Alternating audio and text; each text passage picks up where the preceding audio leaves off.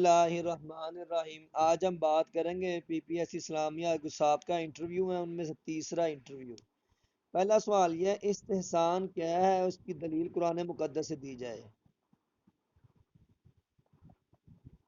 استحسان کیا ہے اور اس کی دلیل قرآن سے دی جائے۔ جی جی، احسان کہتے ہیں جس مسئلے میں قیاس سے زیادہ کبھی دلیل موجود ہو اور وہ قرآن و سنت کے مطابق ہو، وہ دلیل اس کو استحسان کہتے ہیں۔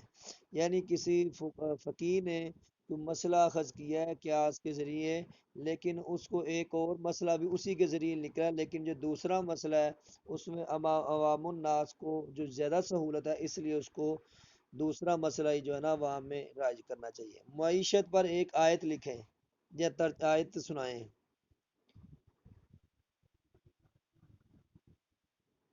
اور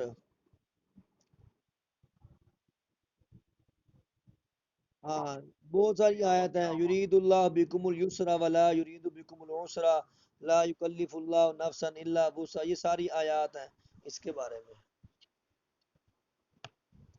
یہ وہی ہے نا، کسی پہ اللہ اتنا ہی بوجھ ڈالتا ہے معیشت کے بارے میں جتنے جگہ ہوتا ہے۔ یعنی ایک باپ وہ کام کر سکتا ہے، بیٹا تھوڑا کام کر، اس حساب سے یہ ہر جگہ فٹ ہو سکتی ہے یہ آیت، یہ ادھر بھی آ سکتی ہے۔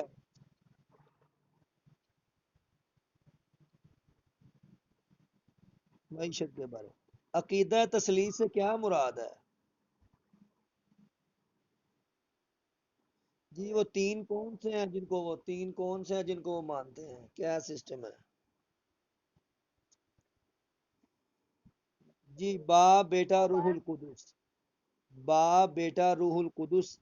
اصل میں نے ایک عیسائی لڑکا ہے، اس سے میں نے پوچھا تھا اس کا کلمہ بھی، تو مجھے اس نے کلمہ سنایا جی، کلمہ اس نے سنایا تھا مجھے کہ کلام میں خدا تھا، خدا میں کلام تھا، کلام میں خدا تھا، خدا ہی کلام تھا۔ تو اس قسم کے نا وہ سغر کبر نتیجہ نہیں نکلتا ہے۔ اصل میں ان کا عقیدہ یہ ہے کہ باپ بیٹا روح القدس مل کے ایک خدا بنتے ہیں۔ ان تینوں کو اکٹھا کیا جائے تو ایک بنتے ہیں، تینوں کو علیحدہ کیا جائے تو پھر بھی وہ علیحدہ علیحدہ بھی ایک ایک خدا بنتے ہیں۔ تو اس عقیدہ تثلیث کے بارے میں کس بارے میں آیتیں ہیں اس کی نفی ہوئی ہے؟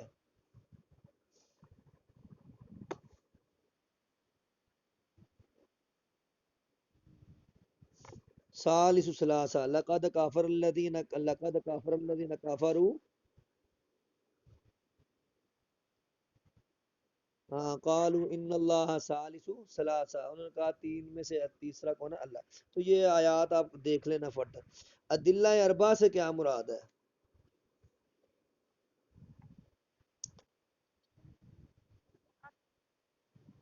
جی جی جی، قرآن حدیث اجماع قیاس، کیا اس کے علاوہ بھی کوئی ماخذ ہیں فقہ کے؟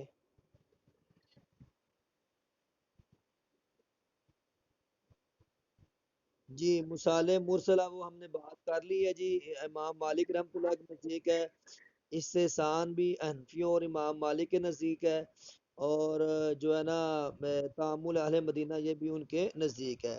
بہت اچھا، ساتھ ہیں ایک اور بھی ہے اس کے علاوہ، ایک اور بھی ہے۔ یہ چار ہی عموماً پوچھ جاتے ہیں، لیکن وہ اگر با سے بات نکالیں جی اور تو آگے خبر واحد کی حنفیہ، خبر واحد کی حنفیوں اور مالکیوں کے ہاں کیا شرائط ہے؟ کس میں؟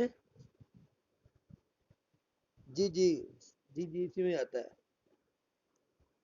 اچھا، خبر واحد کی حنفیوں اور مالکیوں کے ہاں کیا شرائط ہے؟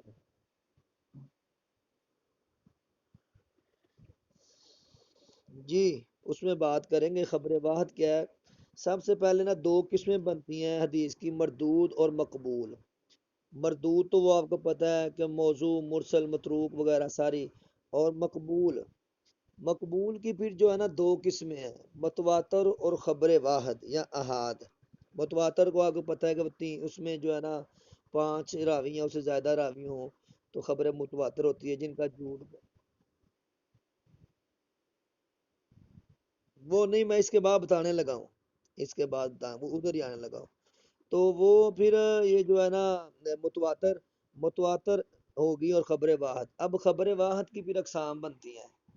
خبر واحد کی اقسام بنے گی جو ہے نا مشہور عزیز اور غریب. مشہور عزیز اور غریب یہ خبر واحد کی اقسام ہے.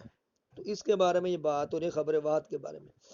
اب جو دوسری ٹرمز آئیں گے کہ مقبول اور مردود میں پھر چار قسمیں بنتی ہیں. حسن لی صحیح صحیح صحیح لی ذاتی صحیح لی غیری حسن لی ذاتی حسن لی غیری. تو وہ چار بنتی ہیں. ان میں تھوڑا سا فرق ہے ٹیکنیکل وہ سمجھ لیں بس تھوڑا سا. صحیح صحیح کہتے ہیں پہلے تو صحیح سمجھے صحیح کہتے کسے ہیں. صحیح کہتے ہیں جس جو ہے نا جس میں راوی عادل ہوں کامل الضبط ہوں سند متصل ہو اور علت اور شاذ نہ ہو. علت اور شاذ نہ ہو علل اور شاذ نہ ہو. اب صحیح ذاتی سب سے اعلیٰ سند ہے. اعلیٰ حدیث صحیح ذاتی ہے. صحیح ذاتی کہتے ہیں جس میں یہ پانچوں شرائطیں پائی جائی ہوں یعنی اپنی ذات میں اس کا ایسا صحیح ہے کہ ذات کے علاوہ کسی اور میں وہ جانے کی ضرورت نہیں ہے. جبکہ صحیح لی غیری میں کامل و ضبط کی کمی ہو. جب وہی حدیث ہم دوسرے طرق سے دیکھیں گے تو وہ کمی دور ہو جائے. تو صحیح لی غیری کہتے ہیں جس میں کامل و ضبط کی کمی ہو اور وہ کمی متعدد طرق کی وجہ سے دور کی جائے. پھر حسن. حسن میں یہ بھی یہ پانچ چیزیں پائی جاتی ہیں عادل ہو کامل الضبط ہو متصل ہو علت اور شاذ نہ ہو. لیکن اس میں کوئی ایسا راوی ہو جو خفیف الضبط ہو جس کے ضبط کے بارے میں نہ پتہ نہ ہو لیکن خفیف الضبط ہو اس کو حسن لذات ہی کہیں. ہاں حسن لذات ہی کہیں گے. جبکہ اس کے مقابلے میں حسن لغیر کہیں گے جس میں ضابطے کی کمزوری تو ہے لیکن اس کو مختلف طرق کی وجہ سے دور کیا گیا ہے اس کو حسن لی غیری کہیں گے. تو یہ تھا اس میں تھوڑا سا. آگے سوال ہے جی بابا آگے پی پی ایس سی کا جو ہے نا چوتھا انٹرویو ہے. تیسرا انٹرویو اتنا ہی ہے. دیکھیں 5 سوال ہوئے ہیں. آپ نے ماشاء اللہ پڑھی ہے ترمذی اور کتاب میں دوسری وہاں پر کہتے ہیں ھذا حدیث حسن صحیح. ایسے آتا ہے نا کہ بے شمار ھذا حدیث حسن تو وہ حدیث حسن بھی ہے صحیح بھی ہے. تو وہ کہتے ہیں یہ پہلے حدیث حسن تھی لیکن یہ جو اس میں تھوڑا بہت ذوق تھا وہ متعدد طرق کی وجہ سے اب یہ صحیح کے درجے میں ہے. تو گویا کہ یہ حدیث پہلے حسن تھی اب یہ صحیح ہے. اب پی پی ایس سی کا انٹرویو نمبر 4 شروع ہونے لگا ہے. انٹرویو نمبر 3 میں بڑی مشکل سے 5 سوال بنے تھے. شاید وہ بندہ پوچھنے والے تنگ تھے یا کیا سسٹم تھا.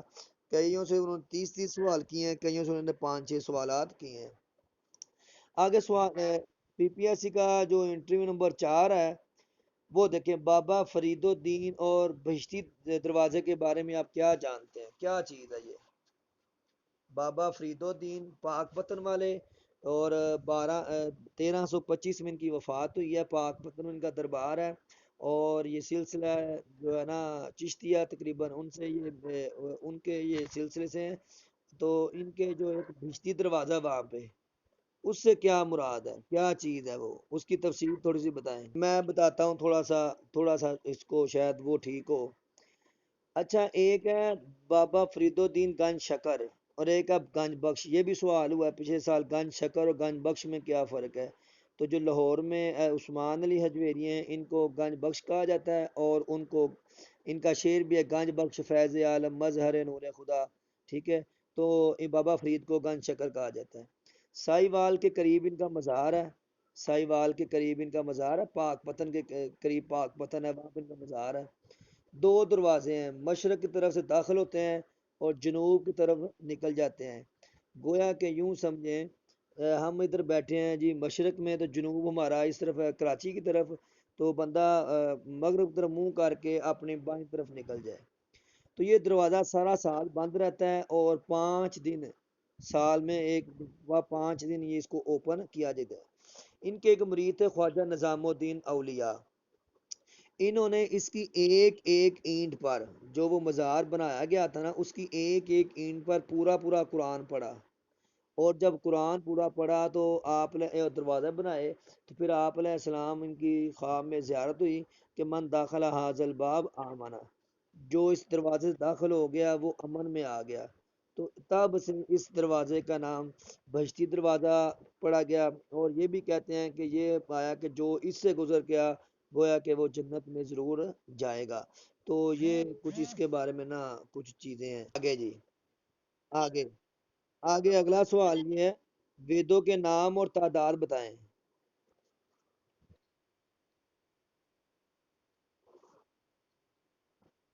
وید کہتے کسے ہیں؟ تو رگ وید، یجر وید، اتھر وید، سام وید تو ہے، وید کہتے کسے ہیں؟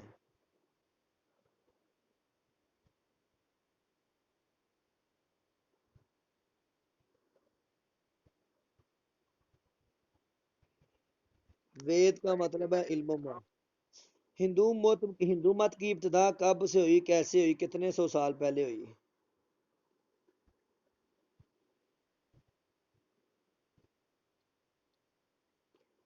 یہ 7,000 سال قبل مسیح کی جو ہے نا، سننے میں ہے کہ نوح علیہ السلام کے دور میں وہ بھی بتوں کو پوجتے تھے، تو یہ بھی تو ان کے قریب قریب زمانہ ہے۔ اس لیے وہ سوال آتا ہے کہ سب سے قریب سب سے جو ہے نا پرانا مذہب کون سا ہے، تو وہ کیا ہے؟ ہندو مت۔ ان میں کروڑوں خداؤں کا تصور، 33 کروڑ خدا ہیں ان کے۔ امیر المومنین فی الحدیث کس کا لقب ہے؟ امیر المومنین فی الحدیث کس کا لقب ہے اور کیوں ان کو لقب دیا گیا؟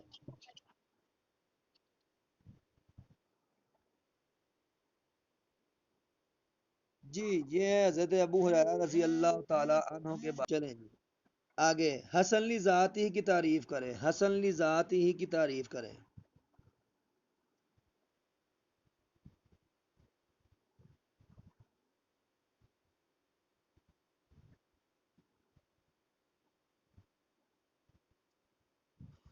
جی، خفیف ضبط ہو، خفیف ضبط ہو بس۔ اچھا، یہ عادل و ضابط ہو یہ کیا چیز ہے؟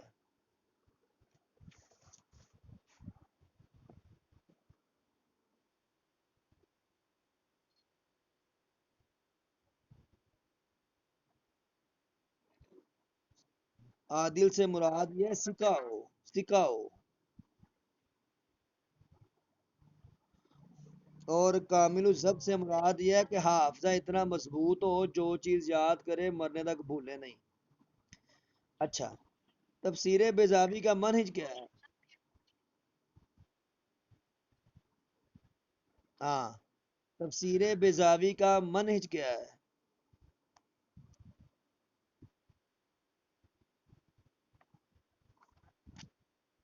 وہ نہیں بھائی، وہ تفسیر رازی ہے، وہ راضی ہے، میں بیضاوی کہہ رہا ہوں، میں یہ پوچھ رہا ہوں اس کو بیضاوی کے بارے میں۔ تفسیر نہیں نہیں، وہ بیضاوی کے بارے میں نہیں ہے، وہ راضی کے بارے میں ہے۔ وہ اس کے بارے میں کلو شیء، نہیں نہیں، آپ کو تھوڑی سی یہ آ رہی ہے، 30 جلدیں ہیں اس کی تفسیر رازی، تب مفاتیح الغیب تفسیر کبیر، اس کے بارے میں مشہور ہے کل شیء فیہا الا تفسیر، ہر چیز ہے لیکن نہیں، لیکن اس کے بارے میں ایک اور ہے کہ وہ معتزلہ کے رد کیا اس نے، تفسیر نے بہت زیادہ نا کلامی بحث بھی کی ہے۔ تو تفسیر بیضاوی نہیں نہیں دیکھی ہے میں نے، یہ تو مدارس میں ہی پڑھائی جاتی ہے نا، تفسیر بیضاوی، تفسیر بیضا تفسیر بیضاوی تو مدارس میں ہی پڑھائی جاتی ہے۔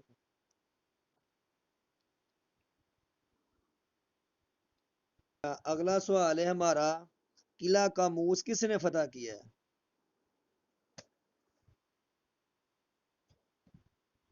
کتنے یہودی مارے گئے تھے، کتنے مسلمان تھے؟ حضرت علی نے تو فتح کیا تھا اس کو، اور یہ آخری قلعہ تھا۔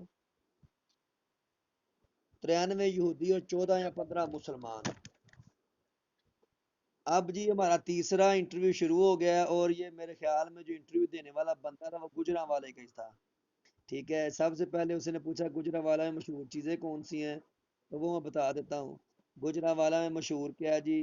گجرا والا میں گکھڑ کی دریاں مشہور ہیں، گجرا والا میں برتن بنانے کی فیکٹری ہیں بہت زیادہ، گجرا والا کا ارسلان ہے یہاں پہ، کدھر گیا ارسلان؟ یہ چاچو طفیل بھی ہے یہاں پہ ایک، ٹھیک ہے۔ تو گجرانوالہ میں یہ جو ہے نا برتن مشہور ہیں، گجرانوالہ کی انڈسٹری مشہور ہے، گجرانوالہ کے فین مشہور ہیں، گجرانوالہ کے سرامکس فیکٹریاں مشہور ہیں، گجرانوالہ کی ٹائلز مشہور ہیں، ماسٹر ٹائل جو ہے، گکھڑ کی دریاں مشہور ہیں، اس کے وزیر آباد کی چھریاں چاقو تلواریں مشہور ہیں، اور سعودی عرب کے جو بڑے حکمران ہیں شیخ وغیرہ وہ تلواریں وغیرہ اپنے جو ہے نا یہ شادی بیاہ پہ تحفے کے لیے وزیر آباد سے منگواتے ہیں۔ ٹھیک ہے، یہ گجرانوالہ کے بارے میں۔ گجرانوالہ میں چار تحصیلیں ہیں اور پانچویں تحصیل صدر ہے، اور سب سے بڑی تحصیل نوشہرہ ورکہ ہے۔ گجرانوالہ کی آبادی تقریباً 60 لاکھ کے قریب گجرانوالہ کی آبادی ہے۔ ہاں جی، پتہ نہیں، 60 لاکھ کے قریب گجرانوالہ کی آبادی ہے۔ اور گجرانوالہ مشہور مقامات کون سے ہیں؟ امن آباد ہے، وہاں پر سکھوں کا ہر سال ایک بیساکھی میلہ لگتا ہے، اور یہ ان کا بابا گرو نانک جو ہے نا وہاں پر آئے، اس قیام کیا انہوں نے۔ اور اس کے بعد گجرانوالہ میں جو کاموں کی اس کی منڈی کے چاول مشہور ہیں، اور ناروال کے چاول، گجرانوالہ میں جو ساتھ وانڈو ہے وہاں کے چاول مشہور ہیں۔ تو یہ چند چیزیں ہیں گجرانوالہ کے بارے میں۔ اسی طرح ہر بندے کو نا اپنے علاقے کے بارے میں چیزیں فنگر ٹپیں ہوں۔ میں نے ایک دو انٹرویو دیکھے ہیں بہاولپور کے، تو وہ بہاولپور کے بارے میں، وہ صادق بہاولپور کون تھا، اس نے بنیاد کب رکھی، وہ ایس ای کالج کیا ہے، کس کو کہتے ہیں، صادق ایجنٹن۔ تو یہ ساری ہر بندہ نا یہ اپنی چیزیں، وزیر آباد میں کون سی شخصیت پیدا ہوئی، ٹھیک ہے، ظفر علی خان، تو ادھر مسجد بھی ہے ایک، ظفر اللہ خان کے پتہ نہیں ظفر علی خان، وہ مسجد بھی ہے۔ آگے، حلالہ کیا ہے، اس کی وجوہات لکھیں۔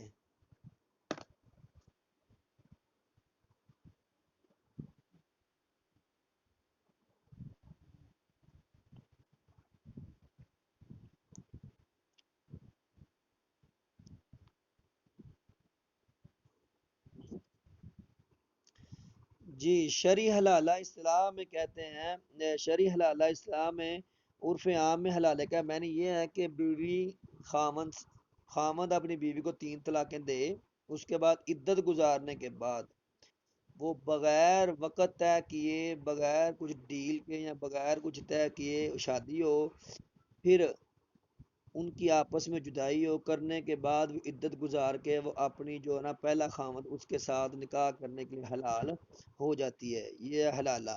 اور جو دوسرے حلالے آج کل یہ ایمرجنسی حلالے کرتے ہیں، اس کے بارے میں لعنت کی گئی ہے۔ ٹھیک ہے،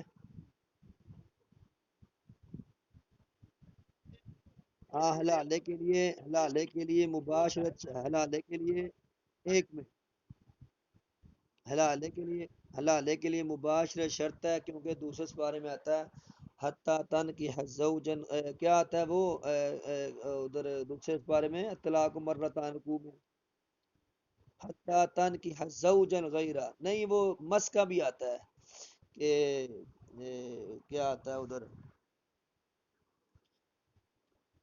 کہ یہاں تک کہ جو ہے نا وہ ایک دوسرے کو مس کریں، تو فقہا نے مس کا میں نے یہاں سے مباشرت کا لیا ہے۔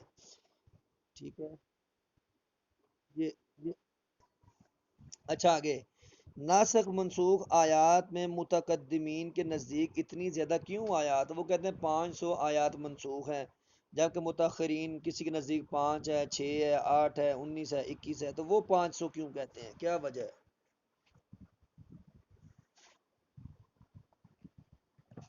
جی، وہ کیوں 500 کہتے ہیں کہ 500 آیات منسوخ ہیں؟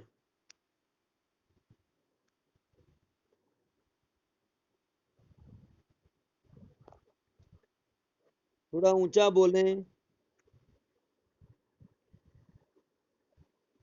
جی جی،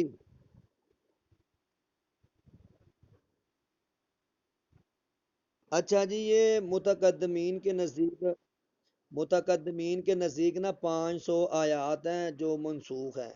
اصل میں اختلاف جو ہوتا ہے نا وہ ہوتا ہے کہ تعریف میں، متقدمین تعریف اور کرتے ہیں، متاخرین جو ہے نا وہ تعریف اور کرتے ہیں۔ تو متقدمین کے نزدیک قرآن میں کوئی بھی تغیر و تبدیلی ہوتی ہے، کوئی بھی تغیر و تبدیلی ہوتی ہے، خواہ وہ آیت یا حدیث کے ذریعے ہو، وہ ناسخ اور منسوخ کے زمرے میں آئے گی۔ تو جب کہ جو متاخرین ہیں وہ کہتے ہیں کہ ایسی تبدیلی جس نے پہلے حکم کو ختم کر کے سیم اسی طرح کا نیا حکم دیا ہے تو اس کو ناسخ منسوخ کہتے ہیں، جبکہ یہ کہتے ہیں کہ کوئی بھی تبدیلی اس میں ہوگی ہم اس کو نسخ میں شمار کریں گے، اس لیے ان کے ہاں 500 آیات ہیں۔ اچھا ایک دو آیت بے شمار مثالیں۔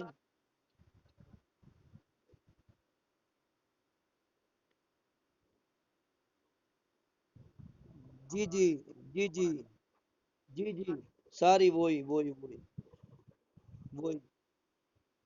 اس کو یوں سمجھ لیں، پہلے حکم تھا، پہلے حکم تھا جی جو ایک بندہ ہے وہ کتنے کے مقابلے میں تھا؟ 10 کے 100۔ ٹھیک ہے، تو ایک یہ دیکھ لیں، یہ سورہ توبہ میں ہے، پھر بتایا گیا کہ جو ہے نا جو ایک یہ ہے کہ جب کوئی بندہ فوت ہوئے تو وصیت کرے، ہاں، جو فوت ہونے سے پہلے وصیت کرے، لیکن اللہ نے پھر وصیت ختم کر دی، فرمایا یوسیکم اللہ، ٹھیک ہے، للذکر مثل حظ، تو یہ اللہ نے وصیت کے بارے میں، تو وہ پہلی جو آیات تھی وصیت کے بارے میں، جو پہلی آیات تھی وصیت کے بارے میں وہ ختم ہو گئی، اور دوسری جو آیات تھی ان کو پھر جو ہے نا وہ لے گئے۔ اس کو یوں ہی سمجھے کہ نا شاہ صاحب نے 5 آیات بیان کی ہیں۔ پہلی تو یہ تھی کتب علیکم اذا حاضر احدکم الموت ان تارک خیرا الوصیہ، تم میں جب کو موت قریب پہنچے نا تو وصیت کو کر دے، لیکن اللہ نے اس کے مقابلے میں بعد میں آیات دی یوصیکم اللہ فی اولادکم للذکر مثل حظ الانثیین، تو گویا کہ جو کتب علیکم اذا حاضر وہ آیت منسوخ ہوگی۔ اسی طرح پھر جو ہے ایک اور آیت ہے کہ یا النبی حرز المؤمن علی القتال ان یکم منکم 20 صابرون یغلبوا 200، اگر تم 20 بندے ہو گو تو تمہیں اللہ 200 پر جو ہے نا وہ غلبہ دیں گے۔ پھر جب تھوڑی عرصہ گزرا تو اللہ نے فرمایا اگر تم 100 ہو گئے تو 200 کے مقابلے میں، پہلے تھا 20 کے مقابلے میں 200، پھر تھا کہ تم اگر 100 ہو گئے تو 100 کے مقابلے میں 200، تو یعنی تمہیں اللہ غلبہ دے گا۔ تو یہ آیات ناسخ منسوخ ہے، ایک ایک دو دو آیت ہر بندے کو آنی چاہیے۔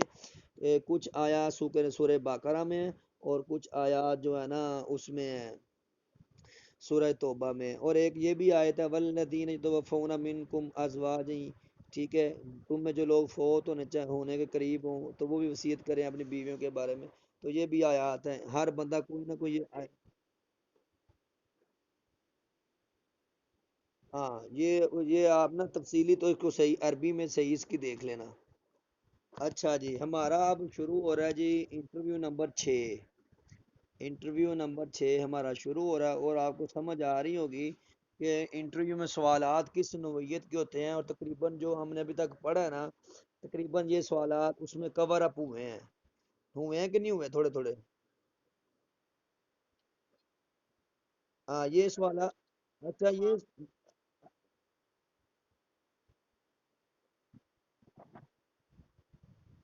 نہیں نہیں اتنے فارغ نہیں ہوتے وہ رول نمبر پوچھ،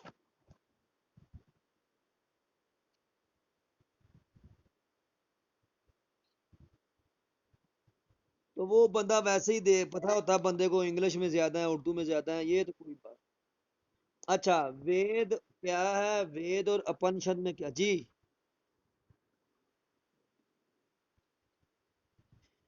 یہ آواز آئی تھی، ایک سوال ہے میرا، وہ چلیں وید، وید کیا ہے اور وید اور اپنشد میں کیا فرق ہے؟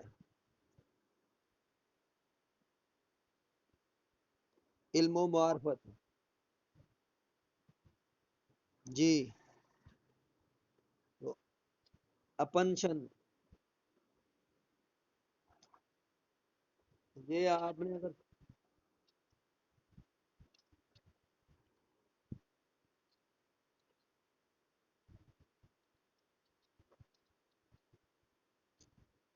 اچھا یہ پیچھے جو سابقہ ہماری سیشن چلا تھا نا اس کا تیاری کا، اس میں نے تفصیلی بتایا تھا کہ چار ویدیں ہیں، نہیں، ایک وید کے چار زمانے ہیں، شاید کسی کو یاد ہو۔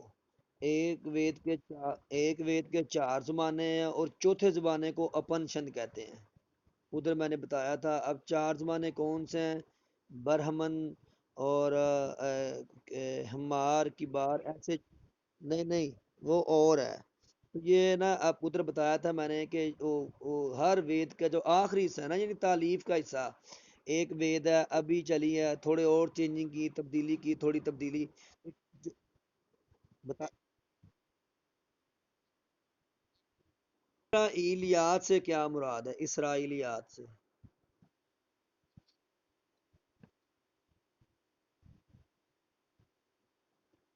جی، یہ رات بھی کل بھی بات ہوئی تھی کہ وہ روایات جو اہل کتاب سے ہم تک پہنچی،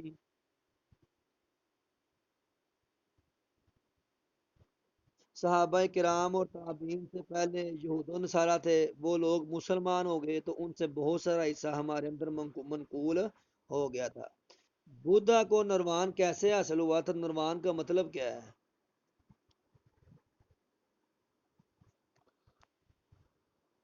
جی، بدھا کو نروان کیسے حاصل ہوا تھا؟ اچھا، یہ سن لیں، یہ سن لیں، یہ جو ہے نا نروان، تصوف، مکتی، یہ ایک ہی چیز ہے، اصل میں نجات کے طریقے ہیں یہ بدھ مت، بدھ مت میں نروان ہے نجات کا طریقہ، یعنی اس کا تعلق انسان کی جو ہے نا باطنی کفیت کے ساتھ ہے، یعنی اپنے آپ کو جو ہے دنیا کی آلائشوں، دنیا کی گندگیوں، دنیا کے جنگل سے تزکیہ نفس کرنا۔ گوتم بدھ کو نروان گوتم بدھ کو نروان 35 سال کی عمر میں پیپل کے درخت کے نیچے بیٹھ کر حاصل ہوا تھا، اور اس کو چار عظیم سچائیاں ملی تھیں۔ اچھا، آگے سوال ہے، اسرائیلیات کا کیا حکم ہے؟ جو قرآن میں حصہ ہے، اس کے بارے میں کیا حکم ہے؟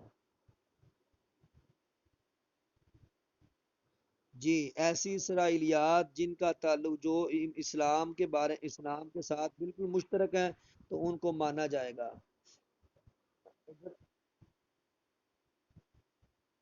مکتی، مکتی، مکتی، مکتی، یہ ہندو مت میں مکتی کی اصطلاح ہے، بدھ مت میں نروان کی ہے، اور اسلامی لحاظ سے تصوف کی ہے۔ یہ سوال ہوا ہے پہلے بھی کہ تصوف اور نروان میں کیا فرق ہے۔ امام ابن کثیر کس سان ہجری کے ہیں؟ ان کے علمی مقام کیا ہے؟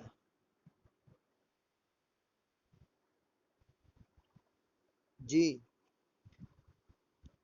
امام ابن کثیر 711 تا 774، اس کے بعد امام ابن کثیر کے بعد دور آتا ہے امام ابن حجر اسقلانی کا، 773 تا 852، اس کے بعد آتا ہے امام جلال الدین سیوطی کا، 849 تا 911۔ یہ تین لوگ ہیں، آپس میں قریب قریب دور ہے۔ تو امام ابن کثیر کی جو تفسیر ابن کثیر ہے، یہ سارے شوافی ہیں، سارے شافی مسلک ہیں، یہ جتنے لوگ ہیں نا سارے شوافی ہیں۔ یہ تفسیر بزاوی بھی شوافی، ابن حجر اسقلانی 9ویں صدی ہے، اور امام جلال الدین سیوطی بھی 9ویں صدی میں ہے، 773 تا 852۔ اچھا جی، اچھا، امام ابن کثیر نے تفسیر القرآن العظیم، تفسیر ابن کثیر کے نام سے کتاب بھی لکھی ہے، البدایہ ون نہایہ بھی کتاب ان کی ہے، ان کی تاریخ میں کتاب کون سی ہے؟ اور الکامل فی تاریخ کس کی ہے؟ اور ابن جریر تبری کی کون سی ہے تاریخ؟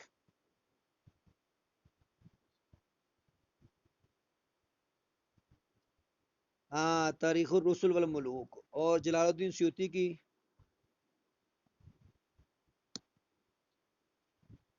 ہاں، تاریخ الخلفاء، امام جلال الدین سیوطی کی تاریخ الخلفاء، الکامل فی تاریخ ابن اسیر کی ہے۔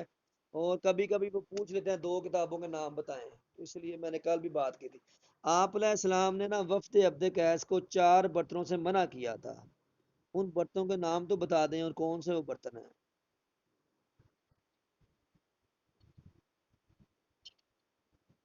اچھا میں نا جب ہمارا وہ پیپر کا سیشن تھا تب بھی میں نے بڑے آرام سے بتایا تھا، یہ ترتیب ایک بنائی ہے، آپ اس ترتیب کو یاد کر لیں، بالکل آپ کو آسان ہوگا،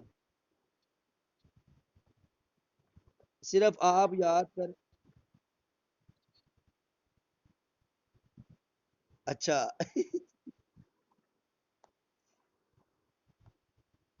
اگلا سوال یہ ہے کہ اچھا وہ میں نے بتایا تھا کہ چار برتن وہ کون سے ہیں؟ ہنتم، دبا، نفیر، مزفت۔ اس کو نا ہر بندہ لکھ لے، ہنتم، دبا، نفیر کے نکیر، کا نکیر، مزفت یا مزف۔ تو یہ ہنتم خون مٹی اور بالوں سے گوندا ہوا، دبا یہ کدو کو کھوکھلا کر کے دبا، اور اس میں بھی دال آ رہا ہے، کدو میں بھی دال آ رہا ہے تو وہ دبا کدو۔ نکیر کھجور کے درخت کو کھوکھلا کرنا، اور مزفت تار کول کا لیپ دینا۔ ٹھیک ہے، یہ چار چیزیں ہیں، تار کول کا لیپ دینا ہے نا، اس کو یاد ہوئی ہے؟ مزفت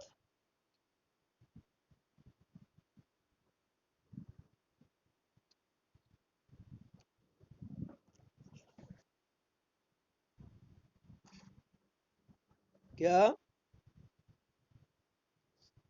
اچھا جی، اگلا سوال ہے ناسخ اور منسوخ کے حوالے سے آپ کیا جانتے ہیں؟ کوئی ایک آیت دیں، گویا ہر بار ایک سوال پوچھا جاتا ہے ناسخ منسوخ کا،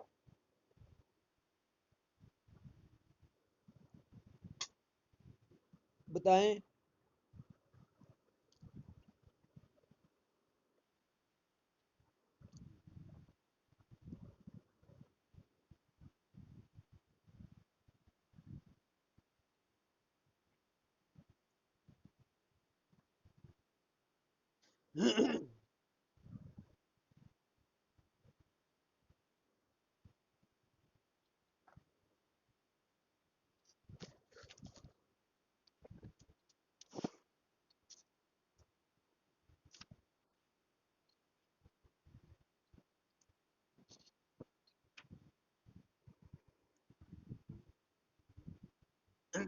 اچھا یہ دیکھ لیں ناسخ منسوخ، اچھا ایک منٹ یہ دیکھ لیں ناسخ منسوخ کے بارے میں نے لیا ہے، ہاں ناسخ منسوخ کے والے سے متقدمین نے لیا ہے، جبکہ یہ جو ہے نا پانچ آیات جو شاہ صاحب نے بیان کی نا، ہم ایک یاد کر لیں وہ کافی ہے، ٹھیک ہے، تو ایک کر لیں وہ ہمارے لیے کافی ہے۔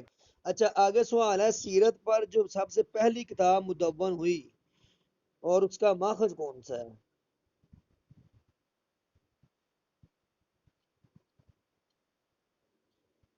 با... اچھا قرآن نہیں ہے؟ قرآن پاک نہیں سب سے پہلی کتاب سیرت پر؟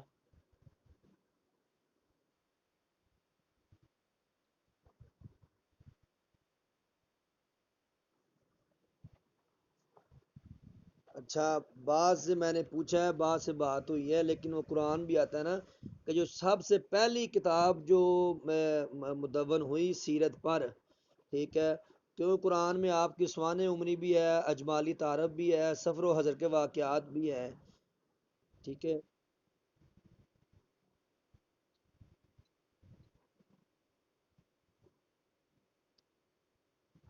یہ مدون، چلیں یہ ہر بندہ اپنے ذہن سے اس کا جواب دے گا، ٹھیک ہے آگے۔ سریہ نخلا کب ہوا، اس کی قیادت کس نے کی تھی اور کس سورہ میں اس کا ذکر ہے؟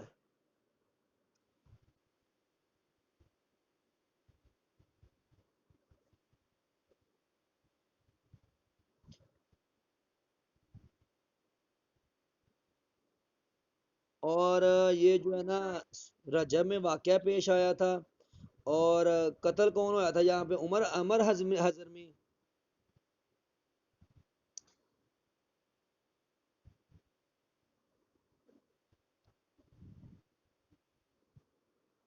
سورہ توبہ سورہ توبہ میں بھی ہے تھوڑا سا ذکر اس کا.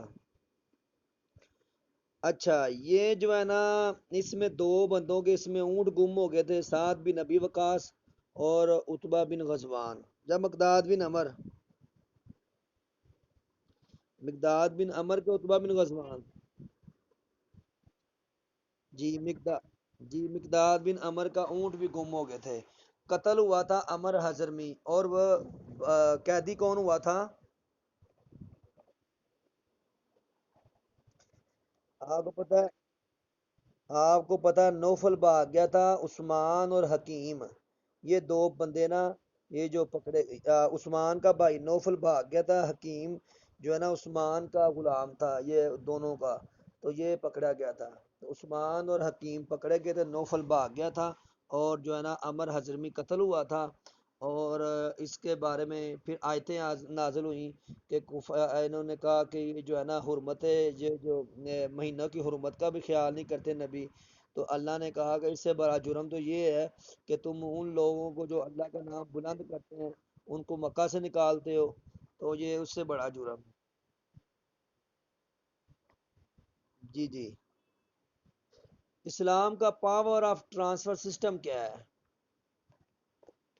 جی.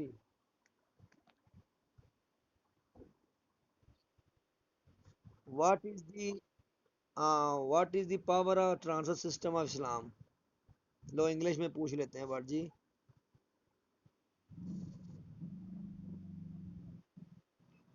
اچھا جی، اسلام کا پاور آف ٹرانسفر ہے، یہ دیکھیں آپ، میں نہیں سمجھیں. پاور کہتے ہیں طاقت کو، ٹرانسفر کہتے ہیں منتقل کرنا، سسٹم کہتے ہیں حکومت.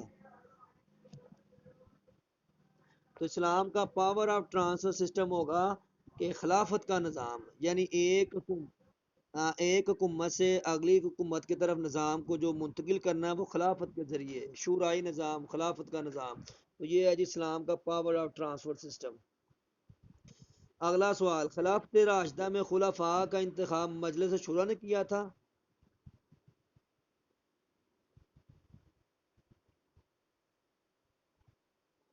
تو حضرت ابو بکر نے کیوں نہیں تھی مجلس شورا بلوائی حضرت عمر پر؟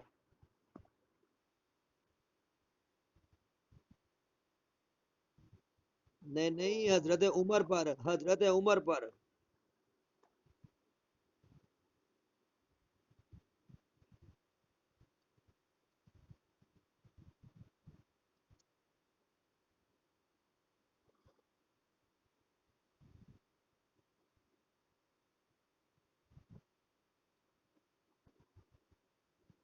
ہاں یہ جواب ہے، یہ جواب جو شفیق صاحب نے دیا ہے. جی شفیق صاحب آگے ہیں، شفیق صاحب آگے ہیں. شفیق صاحب یہ جواب دیں. ہاں یہ جواب صحیح ہے.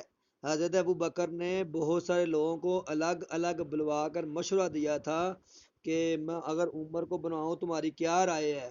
تو انہوں نے کہا تھا وہ سب نے ہاں میں دیا تھا، لیکن ساتھ کہتے وہ سخت ہیں.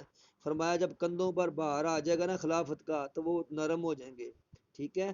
تو گویا کہ انہوں نے مشورہ کیا تھا، لیکن وہ مشورہ انفرادی طور پر تھا، اجتماعی طور پر نہیں تھا. ٹھیک ہے یہ. ہاں باقی حضرت علی کا انتخاب وہ شورائی نظام میں نہیں ہوا، بلکہ وہ آپ کو پتا عبداللہ ابن سبا اور بلوائیوں نے 7 دن تک حضرت عثمان کے بعد 18 ذی الحجہ سے 25 ذی الحجہ تک کوئی امیر نہیں. 17 کے 18، 18 ذی الحجہ ہاں. تو انہوں نے پھر کہا تھا طلحہ زبیر کو، انہوں نے کہا ہم نے نہیں بننا. عبداللہ بن عمر کو کہا، اس نے کہا ہم نے نہیں بننا. تب حضرت علی سے راستے میں ایک بندہ ملا، اس نے زبردستی بیعت کی اور کہا اگر تم نے بیعت نہیں کی تو ہم کل مدینے میں سب کو قتل کر دیں گے. تو تب حضرت علی کے ہاتھ پر زبردستی لوگوں نے بیعت کی تھی، پھر مسلمانوں نے بیعت کی تھی. یہ چند سوالات. پسندیدہ مضمون کون سا ہے آپ کا؟ ماشاء اللہ.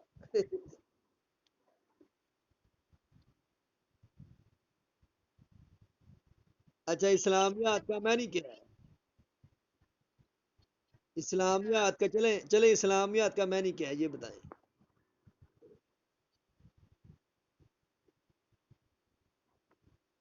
اور یات؟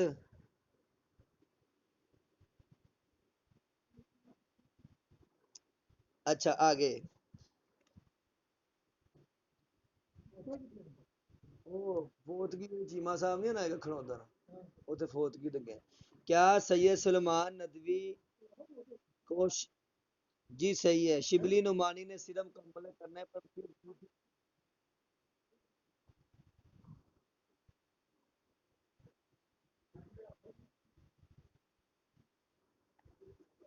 ٹھیک ہے. ہاں. اچھا اچھا جی اگلا سوال ہے، کیا سید سلیمان ندوی کو شبلی نعمانی نے سیرت النبی مکمل کرنے میں وصیت کی تھی؟ یہ بارہا پوچھا گیا سوال، یہ میں 3 4 بار تو میں دیکھ چکا ہوں.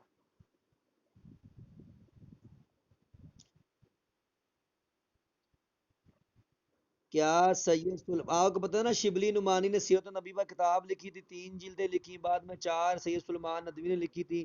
یہ پچھلے سال بھی سوال آیا تھا، کسی کو پتا ہو تو. کیا شبلی نعمانی نے سیرت النبی مکمل کرنے کی وصیت کی تھی سید سلمان ندوی کو؟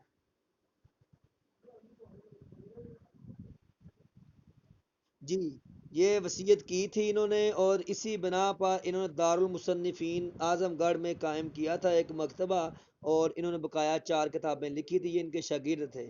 ٹھیک ہے، تو گویا کہ ان کی وصیت کے مطابق بقایا جو 4 کتابیں ہیں شبلی نعمانی کی جو سیرت ہے، اسی لیے جو سیرت النبی ہے اس پہ جو نا 2 مصنفین کے نام لکھے جاتے ہیں. I am right? جی جی. ایک شبلی نعمانی ہے کہ شلبی ہیں، وہ احمد شلبی، وہ مقار الادیان غالباً کتاب ہے.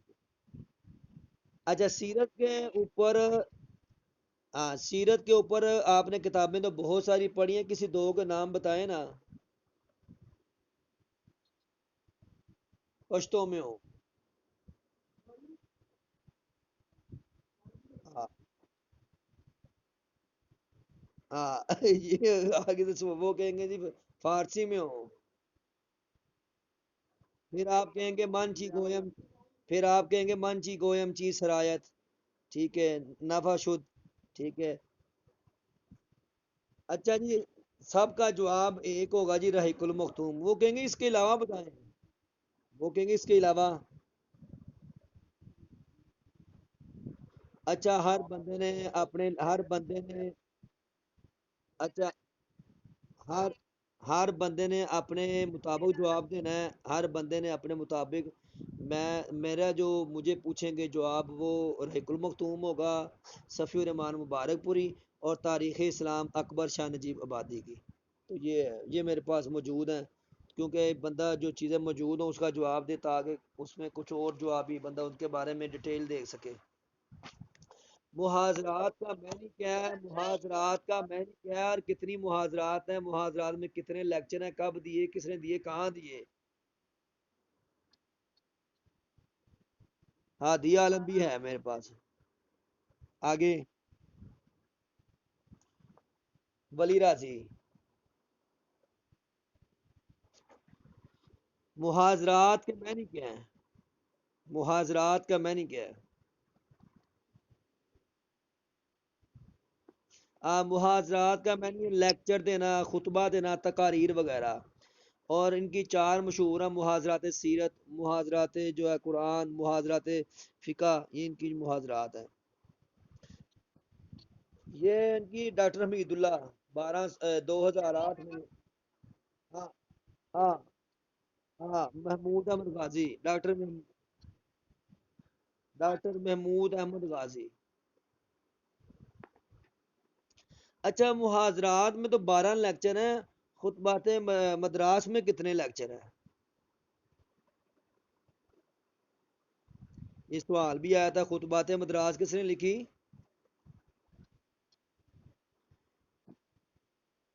نہیں نہیں، خطبات مدراس یہ انڈیا میں ہے. سید سلمان ندوی، اس میں 8 لیکچر ہے. ٹھیک ہے، اس میں 8 ہے. ہاں اس میں 8 ہے. اور محاضرات کس جگہ پر دیے گئے تھے؟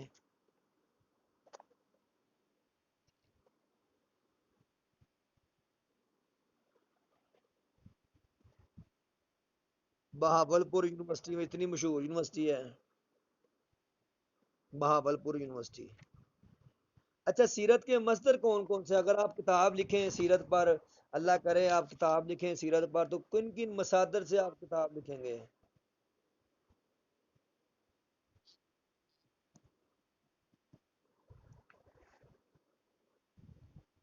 اچھا تو جو قرآن میں وضوحا، جو قرآن میں ہے وضوحا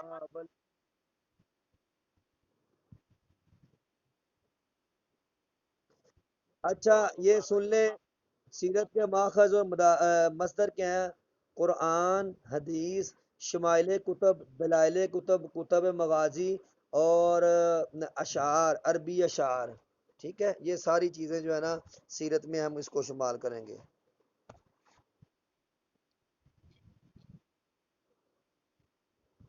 کس کا؟ اچھا یہ دیکھیں یہ دیکھیں قرآن وہی ترتیب ہے پرانی، قرآن حدیث وہ تو آ گئی۔ اب دلائل کتب، وہ کل پتہ ہم نے کتابوں کی تین اقسام پڑھی تھی، شمائل کتب، دلائل کتب، اور تیسری کون تھی؟ مغازی، کتب مغازی۔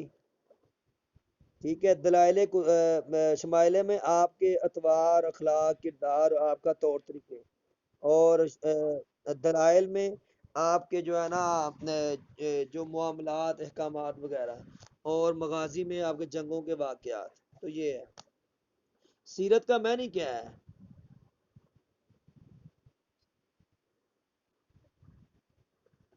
راستہ، طریقہ، چال چلن وغیرہ وغیرہ۔ سارا کا معنی کیا ہے؟ حضرت ابراہیم علیہ السلام کی بیوی کا نام سارا تھا، حاجرہ تھا، کنتورا تھا، اور ایک اور بھی آتی ہے۔ سارا کا معنی کیا ہے؟ حاجرہ کا تو ہے ہجرت کرنے والی، سارا کا معنی کیا ہے؟ وہ تو سارا یسیر، خوش قسمت، قسمت والی، قسمت والی، سارا۔ کتب حدیث اور کتب سیرت میں کیا فرق ہے؟ یہ سوال دیکھیں سوال ہوتے ہیں لیکن تھوڑا سا گھما کے وہ کرتے ہیں، کتب حدیث اور کتب سیرت میں کیا فرق ہے؟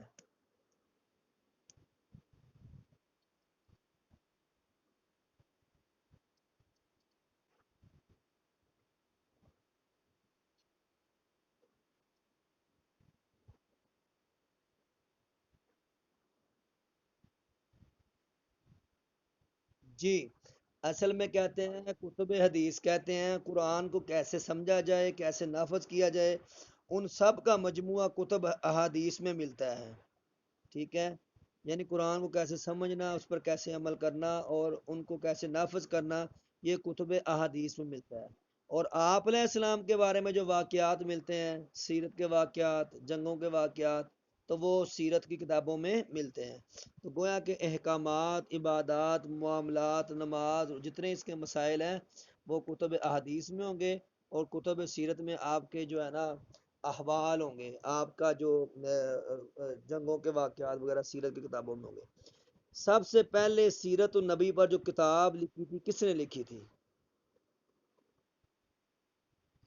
ہاں، سیرت ابن حشام، سیرت ابن حشام۔ اچھا یہاں پر کون سے وہ چار لوگ صحابی مشہور ہیں جو اسرائیلی روایات میں آگے آگے ہیں؟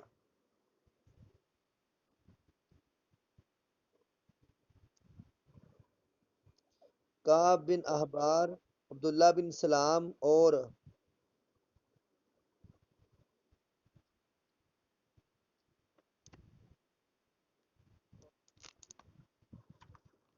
آگے کعب بن احبار، آگے کعب بن احبار، عبداللہ بن عمر کے بارے میں بھی کئی انہوں نے لکھا ہے، ان سے بھی کچھ مرمی ہیں۔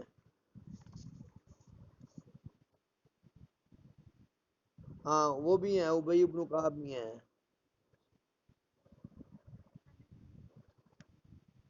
اچھا آگے اچھا آگے، طلاق بانا اور طلاق بائنا اور طلاق رجی میں کیا فرق ہے؟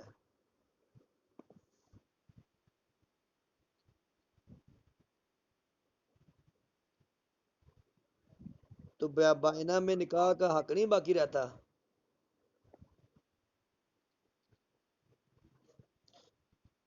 طلاق رجی کہتے ہیں ایک طلاق دینے،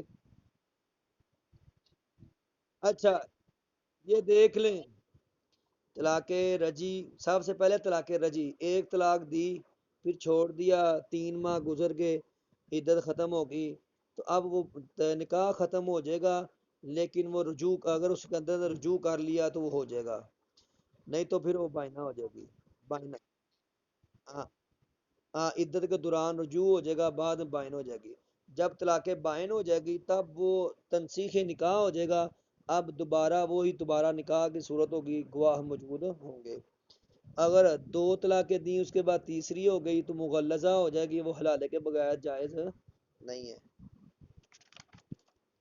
اچھا اگلا سوال، طلاق دینے کا سب سے اچھا طریقہ کیا ہے؟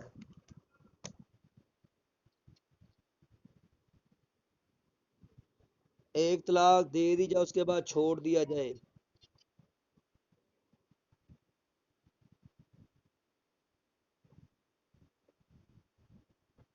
ایسا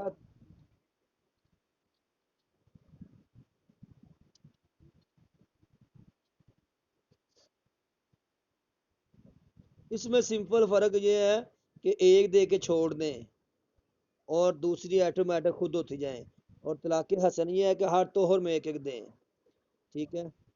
جب اس کو احسن کریں گے ایک دے کے چھوڑ دیں گے، کیا وہ رجی نہیں ہوگی؟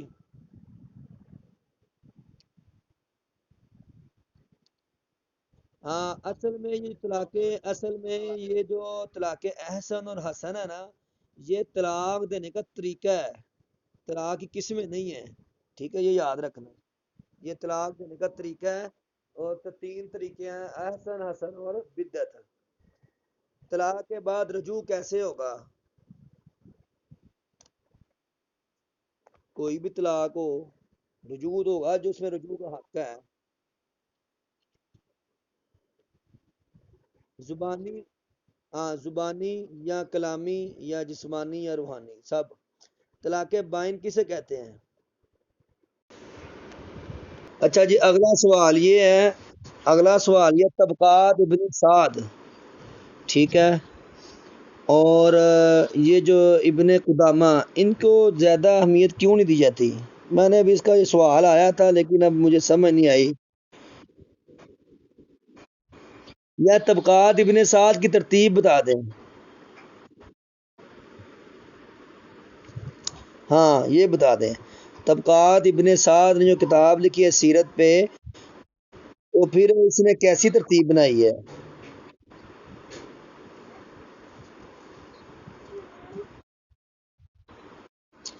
اچھا یہ چند میں نے نوٹ کی ہیں، سیرت پر متعدد روایات اور تذکرہ، پھر اس کے بعد بدری صحابہ کا تذکرہ، پھر اس کے بعد السابقون الاولون کا تذکرہ، پھر مدینہ منورہ کے صحابہ کا تذکرہ، پھر مدینہ کے ساتھ جو چیزیں علاقے ہیں ان کا تذکرہ، پھر مدینہ کے تابعین کا تذکرہ، پھر کوفہ کے لوگوں کا، کوفہ کے صحابہ کا، اور کوفہ کے جو علاقے ہیں ان کا تذکرہ، پھر بصرہ کے لوگوں کا، آخر میں خواتین کا تذکرہ۔ تو یہ طبقات، یعنی طبقات کا مطلب یہ طبقے بنائے ہیں۔ طبقات ابن سعد کا مطلب یہ ہے کہ ابن سعد نے اس کتاب کے طبقے بنائے ہیں، پہلے طبقے میں اس نے جو ہے نا سیرت پر متعدد روایات کی پیش کی ہیں، روایتیں پیش کی ہیں، احادیث پیش کی ہیں، پھر اس کے بعد انہوں نے بدری صحابہ کا تذکرہ کیا ہے، پھر اس کے بعد السابقون الاولون کا تذکرہ کیا ہے، پھر اس کے بعد مدینہ کے رہنے والے جو صحابہ تھے ان کا تذکرہ کیا ہے، پھر اس کے بعد جو مدینہ میں تابعی لوگ تھے ان کا تذکرہ کیا ہے، پھر کوفہ کے صحابیوں کا تذکرہ کیا ہے، پھر کوفہ کے تابعیوں کا تذکرہ کیا ہے، پھر بصرہ کے صحابیوں کا، پھر بصرہ کے جو ہے نا تابعی حضرات رضوان اللہ اجمعین کا تذکرہ، پھر آخر میں انہوں نے خواتین کا تذکرہ کیا ہے جو ایک اسلام میں جن کا نمایاں کردار ہے. تو یہ ہے طبقات ابن سعد. ٹھیک ہے. اب یہ دیکھیں ہمارے وہم و گمان بھی نہیں کہ اس طرح کا سوال پوچھ لیں. ٹھیک ہے. یعنی ادھر ہر بندے کی صورت حال اپنی ہوگی. ٹھیک ہے. نفسی نفسی ہر بندے کی وہاں پہ نا اپنی صورت. لیکن یہ ہمارا آٹھ، انشاءاللہ ربی 8واں 9واں 10واں 11واں 12واں 13واں انٹرویو تھوڑے تھوڑے ہی ہیں تو ان کو نہ کر لیتے ہیں جمعے سے پہلے پہلے. نور جہاں کا اصل نام کیا تھا اور کام کیا تھا؟ جی یہ آپ کے گاؤں کی ہے. ہاں جی یہ آپ کے گاؤں کی ہے. یہ قصور کی ہے نا.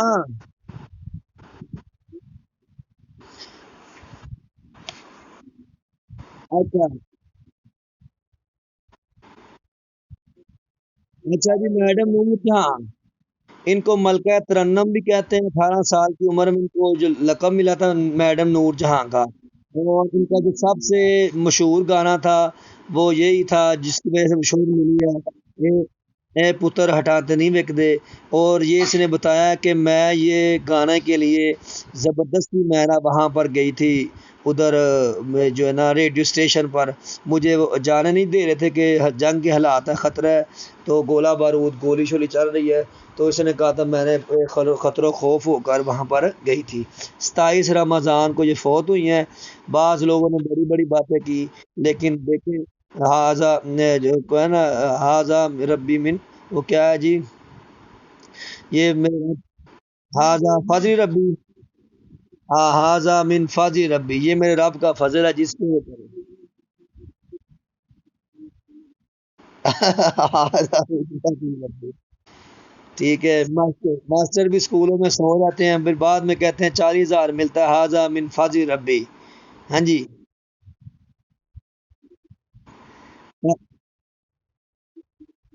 ایک فابی لائی ربی کما تتمارا بھی آیا ہے، یہ بھی یاد رکھیں.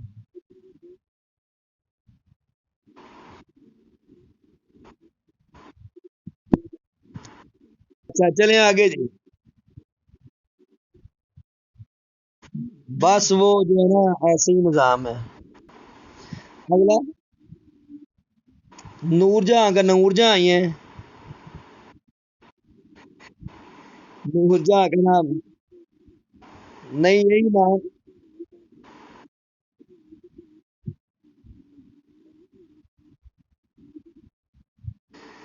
یہی ان کا قصور ہے، ان کو نہیں پتا. اچھا آگے. نماز کس طرح، اچھا ٹائم کم ہے، اذانیں ہو رہی ہیں، ٹائم کم ہے. نماز کس طرح پابندی وقت سکھاتی ہے؟ ہاں اللہ رکھی. اللہ رکھی ٹھیک ہے پڑا ہوا ہے. نہیں میں نے میرے پڑا ہوا تو دے نہیں. اچھا جی نماز کس طرح پابندی وقت سکھاتی ہے؟ اچھا جی سمپل اس کا جواب یہ ہے کہ روزانہ 5 وقت انسان نماز پڑھتا ہے، اس کو ٹائم کا پتہ ہوتا ہے، ترتیب کا پتہ ہے، تو اس ٹائم زان ہے ایسا ظہر مغرب عشاء. تو جب انسان نماز بھی کرتا ہے تو اس کے اندر پابندی وقت کا جذبہ بھی پیدا ہوتا ہے. اس کو پتہ 8 بجے اسکول جانا ہے، 2 بجے واپس آنا ہے، 11 بجے چھٹی کرنی ہے، بریک ہونی ہے آدھا گھنٹہ، تو سارا. اس کے باوجود ہم دیکھتے ہیں غیر مسلم لوگ وہ پابندی وقت بہت کرتے ہیں جب کوئی نماز نہیں پڑھتے. جی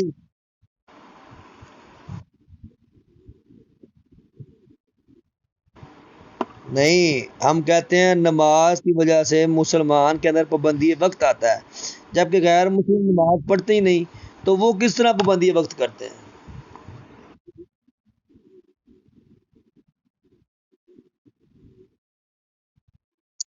نہیں نہیں، یہ جواب نا اس لیول پہ کوئی اتھینٹک جواب دینا چاہیے. یہ چیز یہ جواب نہیں. ہاں یہ جواب نہیں بنتا.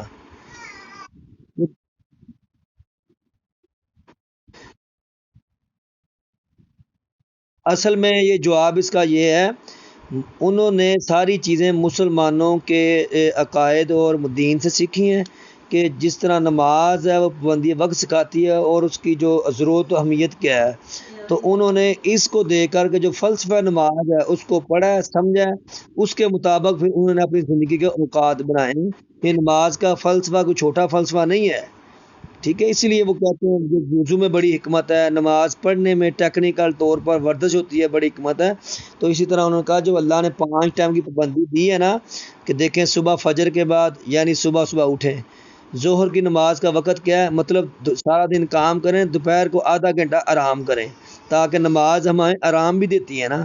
پھر عصر کی نماز کیا ہے، کام کرنے کے بعد جب عصر کا وقت عروج بھی ہوتا ہے، تھوڑا سا ریلیکس کریں اپنے آپ کو، پھر شام کے بعد یہ ساری ترتیب اس وجہ سے۔ عربوں کی مشہور عادات اور خصائص کیا ہیں جو آپ کے ذہن میں ہیں؟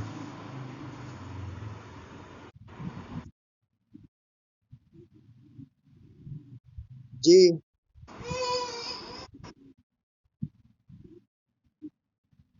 جی۔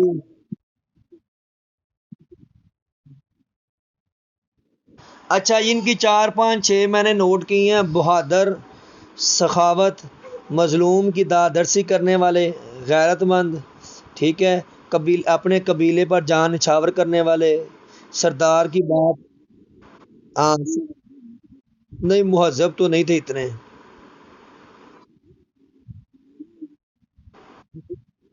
اگر آپ ان کو مہذب کہیں گے، اگر آپ مہذب کہیں گے، وہ 4 4 5 5 10 10 20 20 نکاح وہ کس صورت میں جائیں گے؟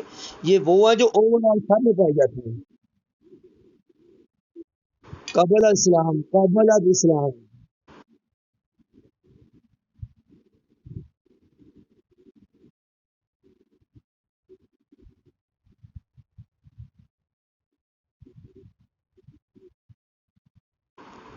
کا آگے چلیں، ٹھیک ہے۔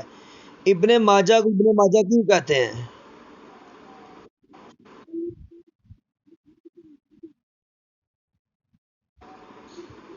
دادے کی وجہ سے، دادے کی وجہ سے۔ ابن ماجہ میں کتنی روایات ہیں اور اس میں کتنی وصولاحات ہیں، کوئی پتہ ہے اس کے بارے میں؟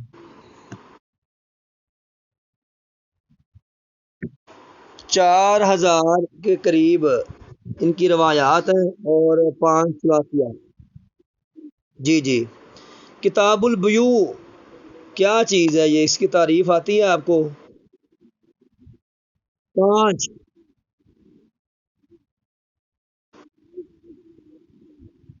جی، خرید و فروخت، لین دین کرنا، بے مشتری کے بارے میں جتنے مسائل ہیں وہ کتاب البیوع میں ہیں۔ آگے، آگے آسان ہے، آسان ہے، آسان ہے، اگلا بھی آسان ہے، اگلا بھی آسان ہے۔ کیا چھوٹے دکاندار قیمتوں کو تعین کر سکتے ہیں؟ کیا چھوٹے دکاندار قیمتوں کا تعین کر سکتے ہیں؟ چھوٹے دکاندار کیسے؟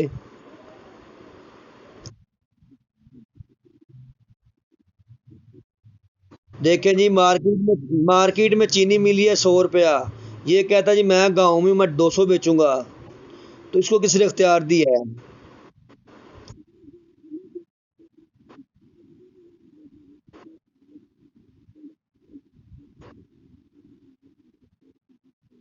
چینی کا توڑا بھی تو خود بند ہوتا ہے نا، وہ بعد میں کھولا جاتا ہے۔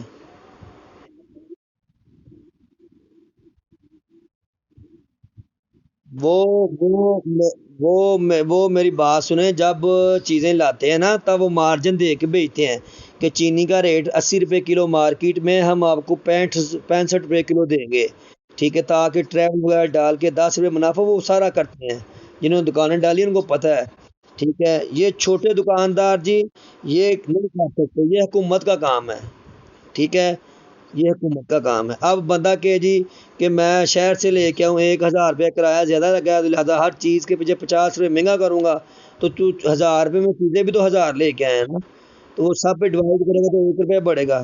مختصر جواب یہ ہے کہ نہیں کر سکتے۔ ہمیں ہمیں آج کل ہم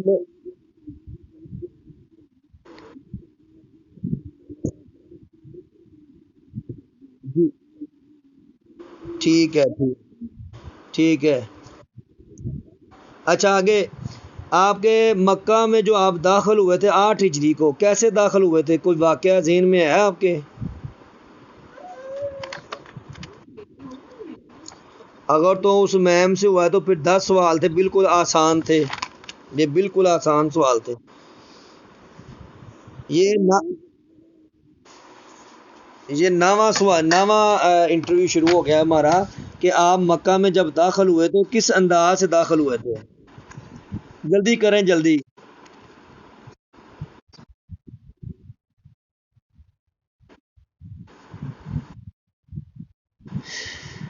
12,000 کا لشکر تھا. 8 ہجری کو آپ مکہ میں داخل ہوئے، گردن جھکائی ہوئی ہے، اونٹنی پہ سوار ہیں، اور کس پارے کی تلاوت فرما رہے تھے، کس آیات کی؟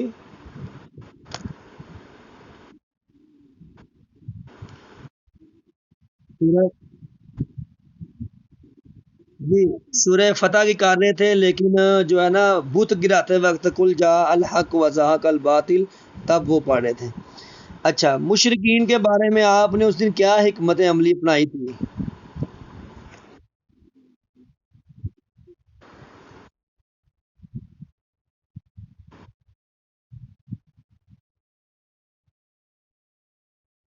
جی جی، مختلف طریقے تھے. جو ابو سفیان کے گھر میں داخل ہو جائے، ہتھیار پھینک دے، اپنے گھر کا دروازہ بند کر لے، بیت اللہ میں آ جائے، وہ ان کو سب کو امان ہے. تو یہاں پر ایک سوال ہے، یس کا ماذا ینفقون قل العف، اس کا ترجمہ کریں، اف سے کیا مراد ہے؟ حالانکہ اف تو کہتے ہیں درگزر کرنا، معاف کرنا، درگزر کرنا، تو یہ زائد مال کیسے آ گیا؟ افو درگزر ہے نا. جی، یہاں افو جو ہے نا مجازی معنی میں داخل ہو رہا ہے. یس کا ماذا ینفقون، وہ سوال کرتے ہیں کہ جو ہے نا کہاں خرچ کیا جائے. قل العف، کیا خرچ کیا جائے؟ تو فرمایا وہ مال جو ضرورت سے زائد ہے وہ اللہ کی راہ میں خرچ. تو یہ بھی سوال. اچھا، کیا یہ اسٹیٹ کا رول ہو سکتا ہے؟ یہ ضرورت سے زائد خرچ کروانا کیسے؟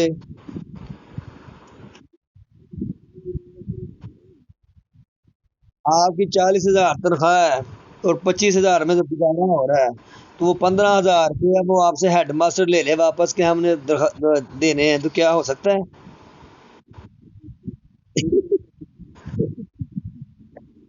اچھا،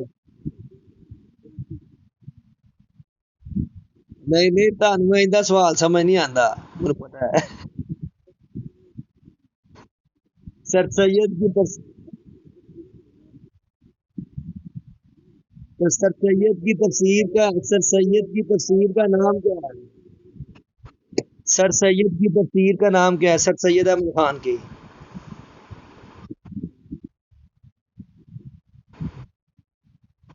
تفسیر القرآن والہدی والفرقان. اچھا، یہ تفسیر کی خصوصیات کیا ہیں؟ اس کی کتنے اسباروں میں لکھی گئی، کیا خصوصیات ہے اس کی؟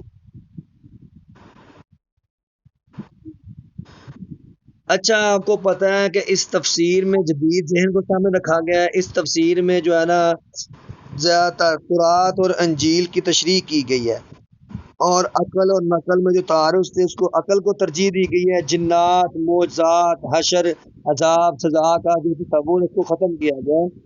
اور یہ جو ہے نا پہلے سپارے سے 15 سپارے تک لکھی گئی ہے، تب یہ فوت ہو گئے تھے. ٹھیک ہے،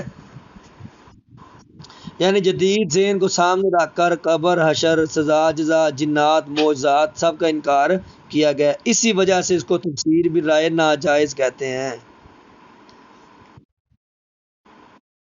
جی، بی وی ایچ سے کیا مراد ہے؟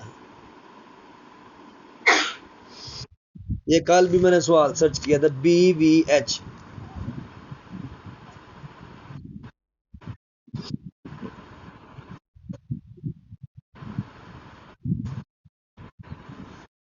اچھا، کوئی بندہ بہاول پور سے ہے یہاں سے؟ یہ لگتا ہے بہاول پور میں انٹرویو ہوا ہے. کوئی بندہ ہے بہاول پور سے؟ اچھا یہ ہوگا بی سے مراد بہاولپور، وی سے مراد وکٹوریا، ایچ سے مراد ہاسپٹل. ادھر ایک ہسپتال ہے، ابھی آپ سرچ کریں بہاولپور وکٹوریا ہسپتال ہاسپٹل. یہ ہے نا؟ ٹھیک ہے، تو یہ ہے بہاول پور وکٹوریا ہاسپٹل. تو یہ وکٹوریا، ملکہ وکٹوریا جو ملکہ برطانیہ تھی نا، ملکہ وکٹوریا 1901 میں وہ فوت ہوئی ہے. تو یہ اس کے نام سے جو ہے نا بہاول پور. اسی طرح ایک اور کالج ہے ادھر، میں نے پہلے بتایا کہ ہر بندے کو اپنے ضلع کے بارے میں پتہ ہو. ادھر ایک کالج ہے ایس ای کالج، تو اس کا نام ہے ایس سے مراد صادق، ای سے مراد اجرڈن، اور کالج سے مراد کالج. تو صادق ارجنٹن کالج، مطلب صادق وہ بہالپور کا جو بڑا تھا، اور ارجنٹن وہ اس ٹائم پنجاب کا گورنر تھا. تو وہ انگریز گورنر تھا، اس کے نام پہ انہوں نے صادق ارجنٹن ایف ای کالج کے نام سے مشہور کیا. یہ بڑا مشہور کالج ہے وہاں پہ. معتزلہ کا عروج کس کے دور میں ملا تھا؟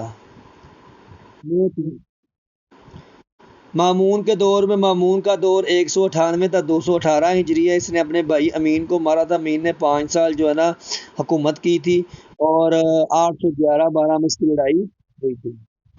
آپ یہ بتائیں وہ کون سا.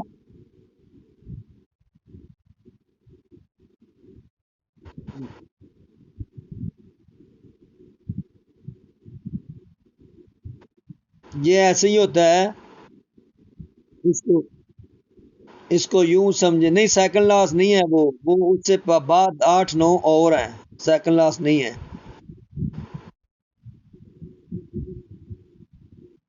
ساری ترتیب واٹس ایپ ہماری خراب کر دی آپ نے.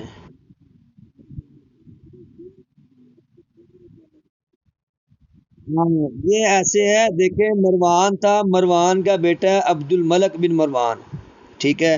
اب یہ سارے اس کے بعد عبد الملک کے بیٹے ہیں: ولید بن عبد الملک، یزید بن عبد الملک، حشام بن عبد الملک، سلمان بن عبد الملک. یہ چاروں بیٹے ہیں. یہ چاروں بیٹے ہیں اس کے. پھر اس کے پوتے شروع ہو جاتے ہیں: ولید بن یزید بن ولید. ٹھیک ہے. پھر اس کا بیٹا آ جاتا ہے جو یزید بن ولید. یہ ایسے آتا ہے نا. ٹھیک ہے.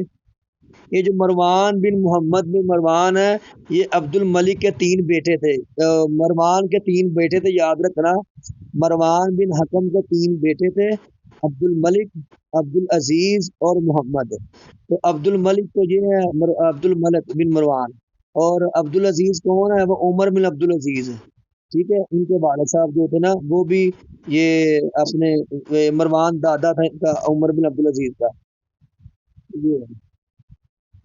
تو وہ یہ ہوگا کون سا امی خلیفہ جس کا باپ بھی، بیٹا بھی، چاچا بھی، بیٹے بھی بادشاہ تھے؟ تو وہ ولید بن یزید بن عبد الملک. یزید وہی ہے جس نے 101 تا 105 حکمرانی کی ہے. اس کے بیٹے کو بعد میں 125 عیسوی میں ہجری میں اس کو ملی تھی.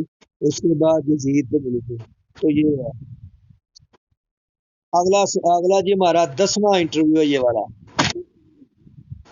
10واں انٹرویو ہمارا، اور یہ آخری. اس کے بعد انشاءاللہ جمعے کا ٹائم ہے. دینار کس ملک کی کرنسی ہے؟ اس کا موجودہ ریٹ کیا ہے؟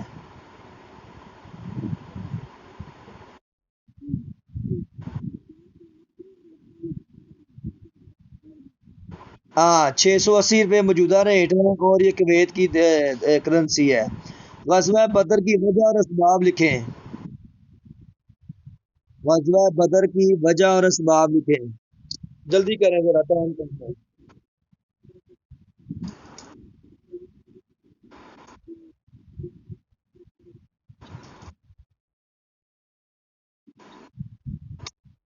اچھا جی، غزوہ بدر کی وجہ اور اسباب. سبب یہ تھا کہ قافلہ ابی سفیان کو روکنا تھا، لیکن یہ تو بچ کر چلا گیا، اور دوسرا جو ان کا گروہ آیا تھا اس سے ان کا ٹاکرا ہو گیا. اور جب ٹاکرا ہوا تو آپ کو پتہ ہے کہ وہاں پر یہ جو ہضرمی قبیلہ ہے، اس نے کہا تھا کہ واپس چلتے ہیں. 300 بندے نے، قبیلہ بنو زہرہ کے 300 کو لے کے چلا گیا تھا. تو باقیوں نے پھر کہا تھا کہ ہم جو ہے نا عمر ہضرمی اس کے قتل کا بدلہ لے کر جائیں گے. تو پھر یہ جو ہے نا جنگ شروع ہوئی تھی. اچھا، جو قافلہ تھا اس کا مال اور اس کی مالیت کتنی تھی؟ جو قریش کا قافلہ تھا اس کی مال اور مالیت.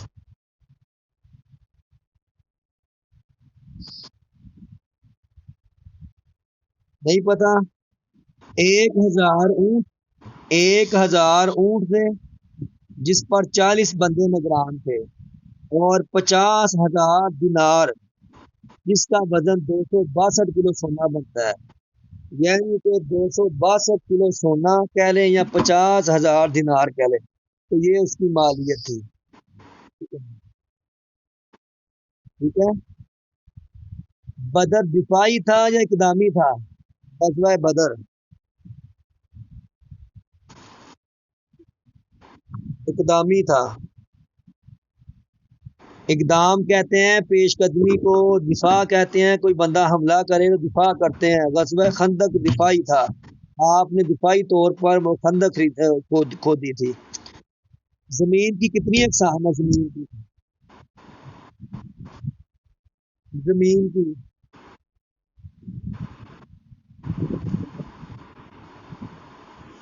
پہاڑی، ریتلی، اور تیسری جو ہے پتھریلی، میدانی، اور ایک اور ہے۔ اچھا، ٹھیک ہے جی۔ کتنے غزوات ہیں اور کتنے کا ذکر قرآن میں ہے؟ ٹھیک ہے۔ غزوہ بدر میں کون باپ بیٹا مقابلے میں آمنے سامنے تھے؟ عبد الرحمان۔ عبد الرحمان کب مسلمان ہوئے تھے؟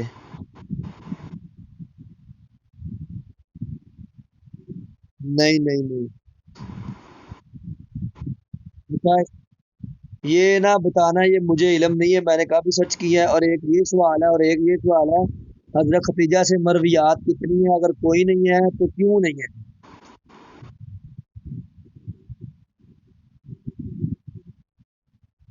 تو کیا 10 سالوں میں کوئی حدیث نہیں وارد ہوئی؟ آپ نے کوئی ارشاد نہیں فرمایا؟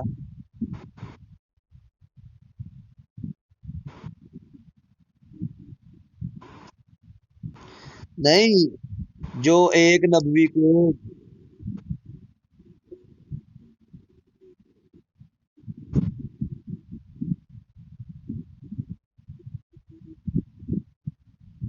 چلیں اس کا کوئی سیر اصل جو آپ ڈھونڈ رہے ہیں آپ نے نا مدرسے سے، ٹھیک ہے، یہ مجھے نہیں ملا، کل پڑھی میں نے بحث کی۔ احیاء اموات سے مراد ہے بنجر زمینوں کو آباد کرنا، تشکیل سرمایہ سے کیا مراد ہے؟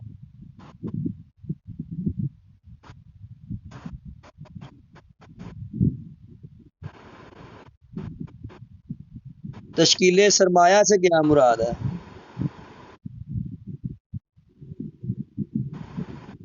اچھا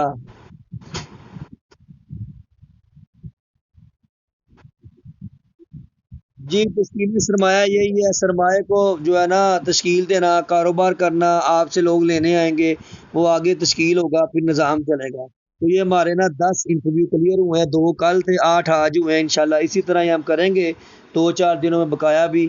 اور یقین جانے ایک انٹرویو کو سرچ کرتے جواب ڈھونڈتے نا، جو آدھا گھنٹہ، گھنٹہ 1.5 گھنٹہ مسٹ ہے۔ تو یہ نہیں کہ جو سوالات لکھے اور جوابات دے دیے، اس کے اوپر نا باقاعدہ سرچ کر کے جوابات ڈھونڈے جاتے ہیں۔ تو جو ہے نا، امید ہے انشاءاللہ بہت فائدہ ہوگا آپ کو، ٹھیک ہے۔ اور یہ